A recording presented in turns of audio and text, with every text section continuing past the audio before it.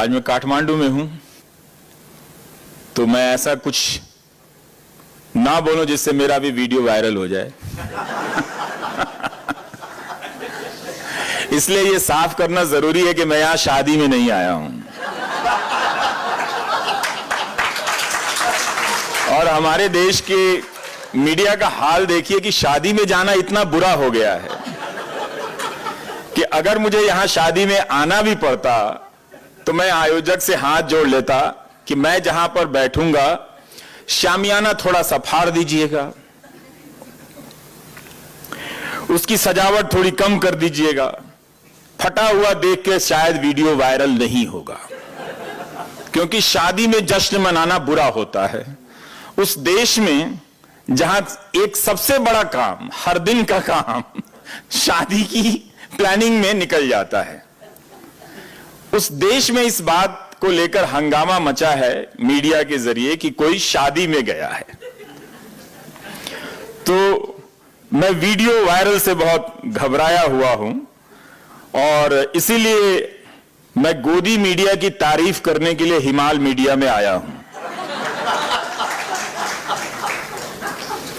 हम सभी यहां दुनिया भर में और भारत के मीडिया स्पेस में आ रहे बदलावों पर चर्चा करने के लिए जमा हुए हैं, लेकिन मैं भारत से बाहर गोदी मीडिया की बुराई कभी नहीं करता, सीरियसली।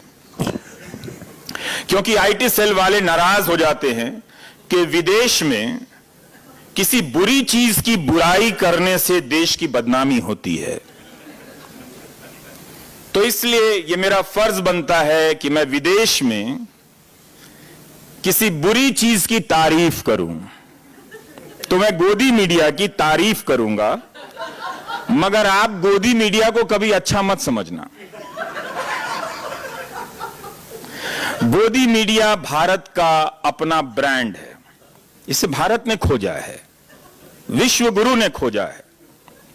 मीडिया के इतिहास में कई तरह के खराब मीडिया के उदाहरण मिलते हैं, लेकिन भारत के गोदी मीडिया का अपना ही क्लास है।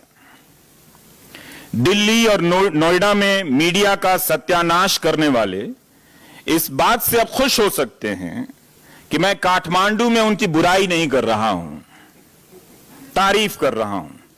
हाल ही में एक एंकर ने कह दिया लाइव कार्यक्रम में एक वक्ता को कि लात मारकर निकाल दूंगा, मगर इस बात की तारीफ करनी चाहिए कि उस एंकर ने लात नहीं मारी, लात मारने की बात ही कही। इसका मतलब है एंकर बहुत बुरा व्यक्ति नहीं रहा होगा, वरना वो कम से कम मेहमान के कपड़े तो फाड़ ही देता। उसने वह भी नहीं किया। अगर आपको किसी चैनल पर एंकर को यह कहते सुनना है कि वह वक्ता को, मेहमान को लात मारने की बात कर रहा है, तो इसके लिए भारत आइए। मैं दुनिया भर से अपील करता हूं कि गोदी मीडिया देखने भारत आइए, आइए। इससे भारत का पर्यटन बढ़ेगा, गोदी मीडिया के सुवेनियर बिकेंगे, लोग टेलीविजन पे सूचनाओं के जरिए की जगह पर एक दूसरे को लात घुसा मारते हुए देखेंगे और पर्यटन का विकास होगा। हो सकता है कि जब हम लोग पत्रकारिता से बाहर कर दिए जाएंगे तो वही सुवेनियर बेचते हुए नजर आएंगे कि ये भारत का कम से कम अपना मीडिया का मॉडल है, ब्रांड है। अब आप लोग जब भी भारत जाएं तो ये जरूर बताइएगा कि क्या तारीफ की है गोदी मीडिया की। इतनी तारीफ तो हमारे प्रधानमंत्री भी नहीं कर सकते उस मीडिया की। कई बार बहस के दौरान गाली गलौज से लेकर थप्पड़ चप्पल सब चल चुके हैं टेलीविजन में। लात मारने की बात से नेपाल के पत्रकार ईर्ष्या कर सकते हैं कि उन्हें इस तरह का एक्स्ट्रा जुडिशियल पावर नहीं मिला है। आप लोग पीछे रह गए। अव्वल तो आपके साथ ऐसा कभी ना हो, लेकिन कभी हुआ भी तब भी आप भारत से पीछे रहेंगे, क्योंकि जब तक आप लात मारने की स्थिति में पहुंचेंगे, गोदी मीडिया का वो एंकर स्टूडियो में गोली चला रहा होगा।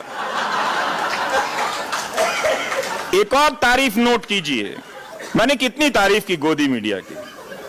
मैं गोदी मीडिया का ब्रांड एम्बेसडर बनकर आया हूं। एक और तारीफ नोट कीजिए, गोदी मीडिया बिना बंदूक वाली मिलिशिया है। यह विश्व गुरु की खोज है, बिना बंदूक वाली मिलिशिया मीडिया, गोदी मीडिया। अगर मीडिया को मिलिशिया बनाने का प्रयोग कहीं सफल हुआ है, पहले भी हुए हैं, लेकिन 1990 के दशक के बाद कुंद जी जिस सूचना क्रांति की बात कर रहे थे, उसने एक भ्रम फैलाया कि वो सूचनाओं को लोकतांत्रिक बनाने के लिए एक क्रांति पदार्पित की गई है आपके बीच में। और इस बात से सतर्क रहने की जरूरत भी है कि शुरुआत में वो जरूर स्वास्थ्य, कला, शिक्षा वगैरह वगैरह पर जोर देते हैं, लेकिन धीरे धीरे इन सारे विषयों को समेट लिया जाता है, क्योंकि जो पीछे से कॉरपोरेट चला आ रहा है, जिसे अंत में शहर के सारे तालाब चाहिए, जिसे अंत में शहर के सारे पेड़ चाहिए, जिसे धरती के सारे पहाड़ चाहिए, लोकतांत्रिकता के नाम पर उसके पर्दे के पीछे उसका असली खेल है। तो इसलिए हम सबका फर्ज बनता है, खासकर आप जैसा कि कुंद दीक्षित जी कह रहे थे कि नेपाल काफी मुक्त है इन सब दबावों से अभी, तो अभी ही नेपाल को, उसकी मीडिया को वैकल्पिक रास्ते तलाशने शुरू कर देने चाहिए और जनता को शिक्षित करने का काम शुरू कर देना चाहिए कि लोकतंत्र में नागरिक बनने का काम फोकट का काम नहीं होता है। ये रोज इसके लिए अभ्यास करना पड़ता है, इसका कोई प्रोफेसर नहीं होता। ये वो जिम्मेदारी है जिसे निभाने के लिए हम सबको हर दिन मेहनत करनी पड़ेगी, पसीना बहाना पड़ेगा, तब जाकर हम नागरिक बनेंगे। इस पूरी प्रक्रिया में मतदान करना सबसे कम शारीरिक श्रम का काम है, लेकिन शुरू से ही लोकतांत्रिक संस्थाओं के निर्माण में या आपके भीतर की लोकतांत्रिकता के निर्माण में मतदान को सर्वोपरि बताया है कि जलपान मत कीजिए, पहले मतदान कीजिए, लेकिन मतदान से पहले नागरिक होने का श्रमदान तो कीजिए। जब तक आप नागरिक होने का श्रमदान नहीं करते, आप मतदान करने के उत्तराधिकारी नहीं बनते, नैतिक उत्तराधिकारी नहीं बनते हैं। वैसे तो लोग शराब पी के भी, शराब लेके, पैसे लेके भी वोट देते ही हैं। तो दिल्ली से चलते वक्त मैंने तय कर लिया कि जहां कहा जाएगा यहां वहीं पे खड़े खड़े भाषण दूंगा। इसका भी बड़ा महत्व है। गोदी मीडिया के एंकर की तरह दौड़ दौड़ कर भाषण नहीं देने वाला। हमारे यहां के एंकर दौड़ दौड़ कर भाषण देते हैं, वो दौड़ते हुए आते हैं कहीं से, फिर दौड़ते हुए चले जाते हैं। और उनके रिपोर्टर की तरह कूद कूद कर बात नहीं करूंगा, क्योंकि गोदी मीडिया इतना ओरिजिनल है कि नकल करने में शर्म आती है, अच्छा नहीं लगता। किसी की इतनी मेहनत से खोजी गई पत्रकारिता की हम नकल करें, यह बुरी बात है। कॉपीराइट उनकी होनी चाहिए। तो उनकी वजह से भारत में दिग्दिगंत उदंत पत्रकारिता का उदय हुआ है। एंकर दसों दिशाओं में कूद कूद कर जा सकता है खबर बताने के लिए।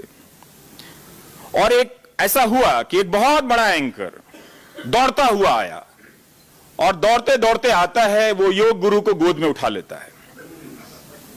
तो इसी तरह से उसी वक्त भारत में धावक पत्रकारिता का उदय हुआ। धावक सा उठावक पत्रकारिता, मतलब दौड़ते हुए आना है और मेहमान को गोद में उठा लेता है। अब लात मारने की भी पत्रकारिता है। और उस चैनल की रिपोर्टर कूद कूद कर खबर दे रही थी, उसे काफी जगह चाहिए। चूंकि इस पर उनकी कॉपीराइट है, तो मैं कूद कर नहीं, यहां से खड़े होकर भाषण दे रहा हूं। और हर कोई कूद भी नहीं सकता है, इसके लिए फिटनेस की बहुत जरूरत है। आप देखिए, मैं फिर से गोदी मीडिया की तारीफ कर रहा हूं। जो फिट होगा वही गोदी मीडिया के कुएं में कूदता रहेगा। अगर हमारे प्रधानमंत्री जी के साथ ये सारे एंकर और रिपोर्टर यहां आ जाएं, तो मेरा आपसे आग्रह है कि 2-4 बड़े मैदान समतल करके खाली करा लीजिएगा।